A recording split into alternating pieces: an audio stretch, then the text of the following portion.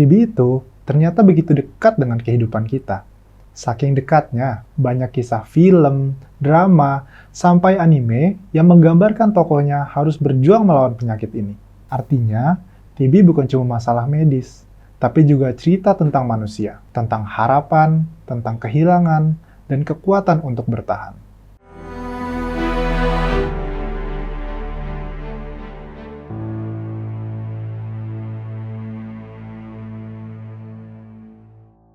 Konnichiwa minasan!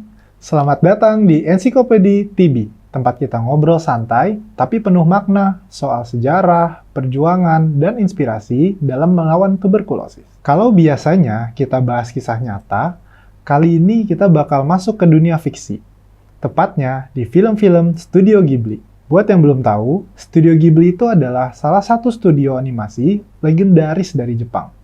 Pencipta film-film ikonik seperti My Neighbor Totoro, Spirited Away, sampai Grave of the Fireflies. Film mereka terkenal banget karena visualnya indah, ceritanya menyentuh, dan sering mengangkat tema kehidupan yang dekat sama kita.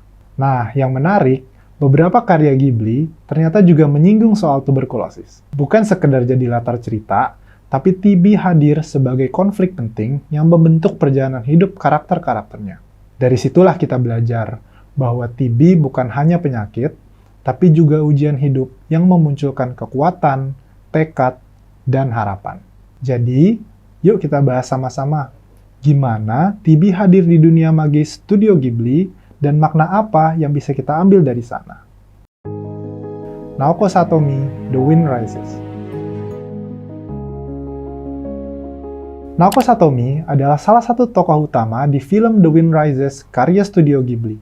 Dari luar, dia kelihatan manis banget, lembut, penuh kasih, dan selalu senyum. Tapi di balik senyum itu, ternyata dia lagi berjuang melawan tuberkulosis. Penyakit ini bikin tubuhnya makin rapuh, wajah pucat, gampang lelah, sampai harus dirawat di sanatorium. Waktu itu, tahun 1930-an, belum ada obat yang benar-benar bisa menyembuhkan TB. Artinya, siapapun yang kena TB sadar betul kalau hidup mereka mungkin nggak akan lama. Tapi yang bikin kisah Naoko istimewa, dia nggak lari dari kenyataan itu. Naoko memilih untuk memaksimalkan waktu yang dia punya. Meski tahu hidupnya singkat, Naoko tetap menikah dengan Jiro Horikoshi, pria yang ia cintai. Setiap momen jadi berharga banget, karena mereka sadar bisa saja itu jadi momen terakhir.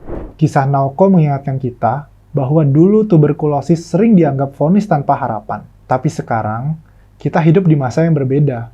TB ada obatnya, bisa disembuhkan. Dan semangat untuk sembuh memberikan harapan besar bagi siapapun yang menghadapi TB.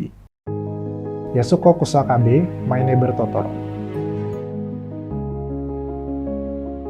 Dalam film My Neighbor Totoro, kita kenal Yasuko Kusakabe, ibu dari Mei dan Satsuki. Dalam ceritanya, Yasuko dirawat lama di rumah sakit karena tuberkulosis. Karena sang ibu sakit, Mei dan Satsuki harus pindah ke desa supaya bisa tinggal lebih dekat dengan rumah sakit tempat ibunya dirawat. Nah, di desa itulah mereka akhirnya bertemu dengan makhluk magis bernama Totoro. Menariknya, meski Yasuko jarang muncul, kehadirannya terasa besar banget. Hampir semua emosi di film ini berpusat pada dia. Rasa rindu, rasa kekhawatiran, harapan, bahkan doa Mei dan Satsuki semuanya tertuju pada kesehatan ibunya. Salah satu adegan paling haru adalah ketika Mei dan Satsuki menunggu kabar dari rumah sakit. Ketakutan terbesar mereka jelas, takut kehilangan ibunya. Kalau diperhatikan, TB di film ini nggak ditampilkan dengan cara yang menakutkan. Yang ditunjukkan justru dampaknya ke keluarga. Anak-anak yang harus belajar mandiri, dan gimana kondisi ini membentuk kedewasaan mereka. Studio Ghibli menunjukkan secara halus bahwa TB bukan cuma soal pasien, tapi juga keluarga yang ikut berjuang. Dukungan orang terdekat adalah kunci dari pemulihan. Ibu dari Arsène Lupin ketiga. Meskipun anime ini bukan rilisan Studio Ghibli, cerita klasik Lupin III merupakan salah satu karya yang disutradarai oleh Hayao Miyazaki, yang juga merupakan pendiri Studio Ghibli. Karya ini dibuat oleh Hayao Miyazaki pada tahun 1979 sebelum Studio Ghibli terbentuk. Dan karya ini hasil produksi dari Studio Tokyo Movie Shinsa. Dalam ceritanya, ada satu detail kecil tentang masa lalu sang pencuri legendaris yang sering kelewat perhatian. Ternyata, Ibu Lupang meninggal karena tuberkulosis. Memang ibunya nggak pernah muncul di layar, nggak ada adegan sakit parah atau bahkan rumah sakit.